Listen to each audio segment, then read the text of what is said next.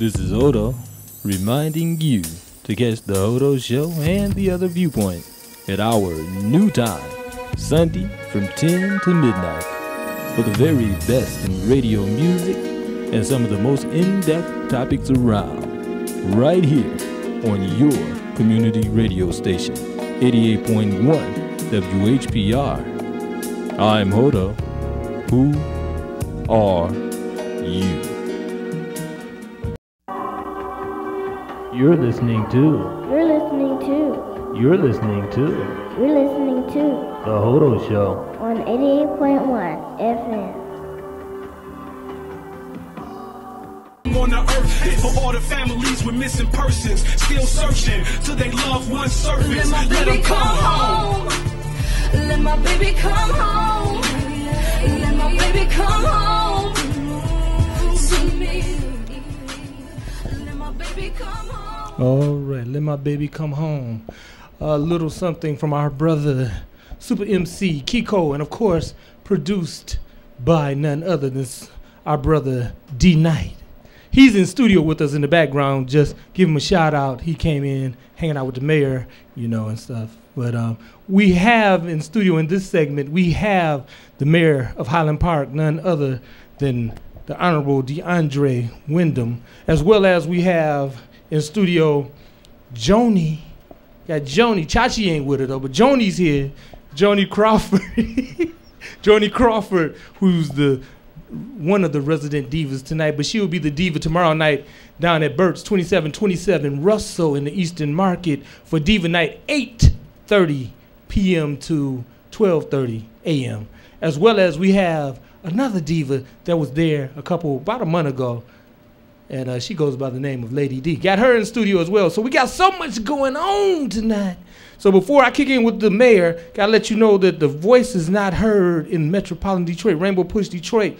First Thursday, meet and greet Judge Deborah Thomas. You know Judge Deborah Thomas does the Judge Deborah Thomas show here every Saturday. Well, they want to show you how to do away with these driver responsibility fees. There'll be attorneys Paula Ramsey, Regina Triplett, and Carla Marble. And also driver's license restoration with the attorney Sharon Woodside. How to find out about free legal clinic assistance? Well, Dean and attorney Bridget McCormick will be there. Where? At the Elks Club right around the corner from here. The Metropolitan Elks Lodge, 50 East Manchester. And that'll be coming at you Thursday, April 5th, 2012. 2012. Yeah, that's when it'll be going on this year, momentarily, the 5th of April, Thursday, 5 p.m. until 7. So if you want to find out about these types of things, well, you better make it over there, which is about 3 blocks north of Davison and right around the corner from TV 33, the studios, 50 East Manchester on April 5th. For further information, you can call these numbers, 313-459-5003,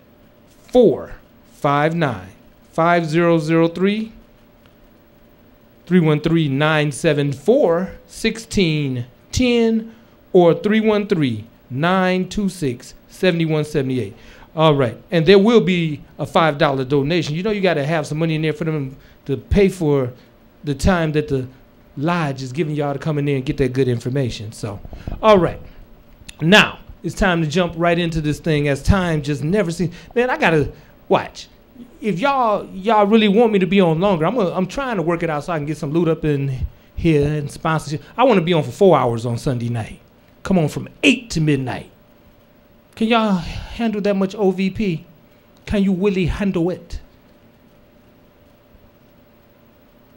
Huh? Sure you can. Don't be tripping. Anyway, we got to introduce the Honorable Mayor to you, who we haven't had on the program yet, but we've been waiting for. So, this is the Mayor of Highland Park, the Honorable DeAndre Windom. How you doing, bro? I'm good. How you doing? Oh, not bad. Speak right into that mic for me, bro. Okay. All right. Now, we have you here tonight for the sole purpose of being able to give you an opportunity to let the folks know what you do here in Highland Park, and not just what you do, because, you know, a lot of folks say, well, you know what the mayor does. Well, sometimes they don't. So you've been in office, what, about your first 60 days almost? Yes. Okay. How has it been thus far for your first 60 days? What have you seen? The first 60 days here in office has been going through a transition period in my administration, taking office, assessing the situation here in the city of Highland Park. So it's been a it's been a pretty good situation.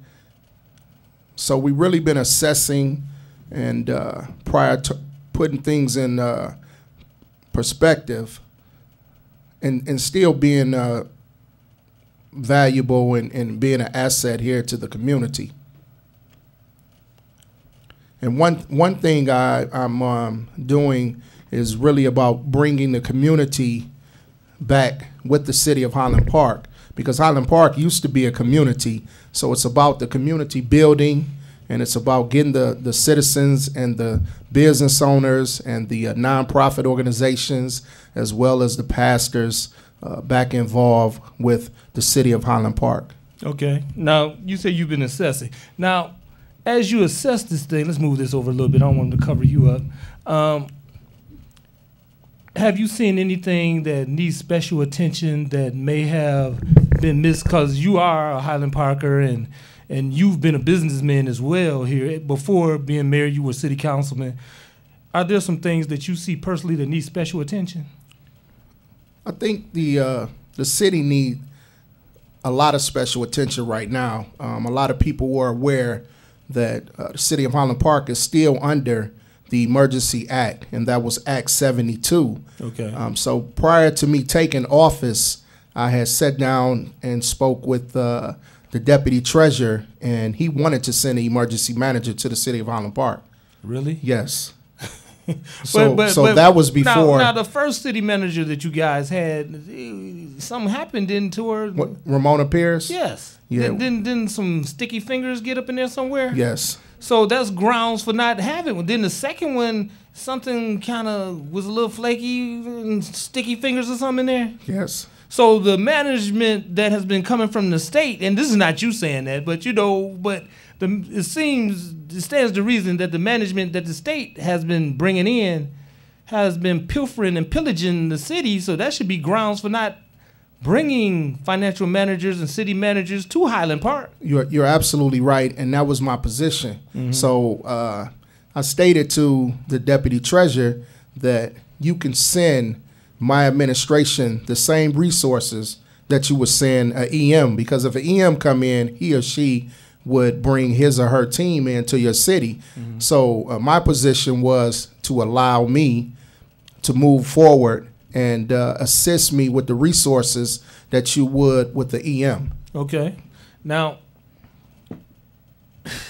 you were walking in the door, and the thing has been pretty much in shambles. And it's not the fault necessarily of the prior administration, because things were messed up before they got there. And, yes. And the administration before them, things were messed up before they got there. Right. So as you walk into this thing, man, and you really are seriously putting yourself in a position where folks going to say, is this young guy really ready for this? And that's true. And that's been, I would say, a lot of people's view about me taking on this position.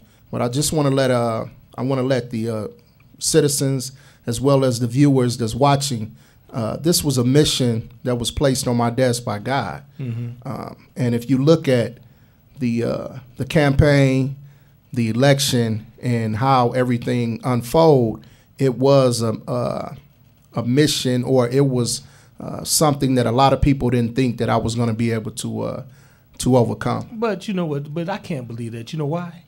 Because you got elected.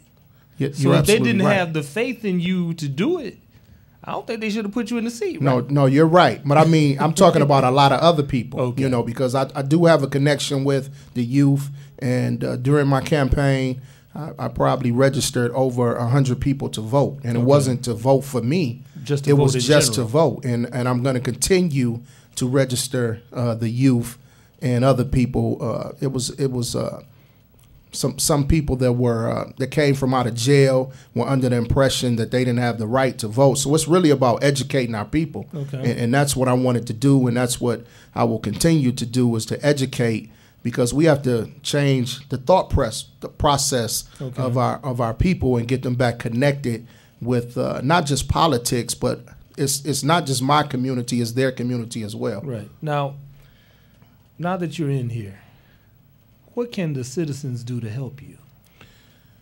That's a good question. Yeah, I mean, seriously, there are certain things that you're the mayor. Yes. But it's certain things that only the people on their block can do that will really make Highland Park better. And as I stated earlier, it's really about getting the community to understand that this is their city, to take ownership. See, we have to get to a point where we have to take ownership of our city, because the mayor cannot come in and turn our city around. We have to do it, as you stated earlier, block by block. So what I've been doing is going out into the community every Thursday night and having town hall meetings, to where I've broken the city down and maybe have 3 or 4 blocks at a time. So now it's real personal. I would listen to the citizens' complaints, concerns. Now, you're not doing like some of these guys say, well, look, you can only talk for 2 minutes. No. Nope. You're not doing that kind of thing? Not at all. Okay. It starts at 7 o'clock, and I usually don't end until 9:30 or 10 o'clock. Okay. So, so until you answered all their questions. Correct. And responded. And make sure, that I answer every question. And if I can't answer right then and there, I will take the person's name and number and follow up. And that's something that we have been doing at City Hall. So if a citizen have a complaint, they can call City Hall at 252-0050, extension 240, and we will listen to what your issue or your complaint is, and you will get a follow-up return call to let you know that it was taken care of, or we're still working on the problem, because I know I can't go in and solve all problems overnight. Well, Mr. Mayor, give them that number a little slower one more time. Correct. It's 252-0050, extension 240. Okay. Now, you said that you're doing these town hall meetings. Where will your next one be? The next one will be at the Recreation Center this Thursday at 7 p.m. Now, is this exclusively for Highland Parkers? Can folks from Detroit come and take notes and yes, possibly learn something to take back to the Detroit mayor and city council? It's open. It's an open door policy. Actually, this Thursday, we will be concentrating on Midland, Pilgrim, and Puritan, the streets here in Highland Park. But it's open to all citizens, people from outside the city. You're more than welcome to come and experience this community building right here in the city of Highland Park. Now, you said it's at the community center, so those who are outside Highland Park, or those who may be a little older or a little younger, they say, well, exactly where is the community center? It's 10 Pickens Street, and that's between 3rd and Hamilton. Okay, 10 Pickens Street between 3rd and Hamilton. Okay, now, as you go through this thing, how has the media been treating you outside Highland Park? Because usually the media doesn't jump on you until after they see something going wrong. Have any of them extended an opportunity like we're doing here at TV 33 to say, well, Mayor of Highland Park, come on and let them know something positive that you do? Have they done that? A couple of people have extended the opportunity, but it wasn't, the follow-up wasn't there. The news, the Free Press, the Citizen, the Chronicle, I've had articles in those publications. But the media have been a little redundant towards the city of Highland Park. A lot of people probably see me on the news several times since I've been here. But one thing that I want to express to the media is that I give out my cell phone number to all the reporters. So the reporters know that I have an open door policy, and I know that they're just doing their job to cover the story. And I want to make sure that we put out the correct information.